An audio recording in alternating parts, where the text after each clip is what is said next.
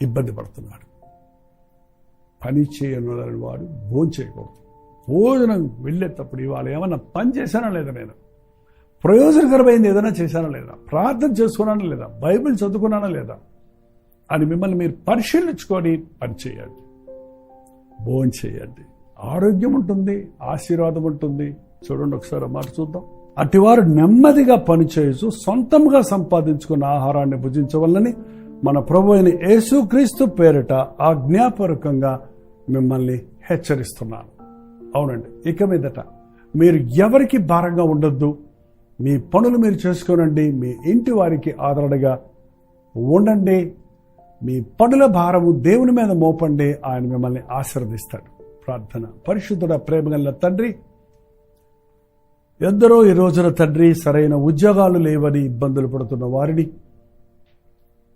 ఈరోజు ఒక్కసారి నీవు కరుణించిన ఆయన, ఉద్యోగం లేదని నిరుత్సాహపడే వారి జీవితాలలో ఒక అద్భుతము జరిగినట్లుగా వారి తాహతకు తగిన ఉద్యోగములు దొరుకుటకు సహాయం ఇచ్చేయి.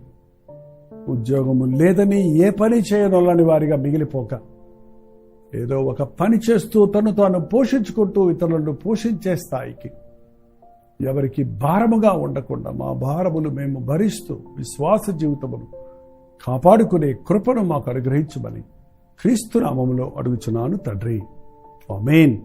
మన తండ్రి అయిన దేవుని యొక్క ప్రేమయు, కుమారుడైన క్రీస్తు యొక్క కృపయు, ఆదరణకర్త అయిన పరిశుద్ధాత్మ యొక్క సహవాసము కూడి వచ్చిన మనందరికీ ఇప్పుడును సదాకాలము తోడైండును గాక. ఆమేన్.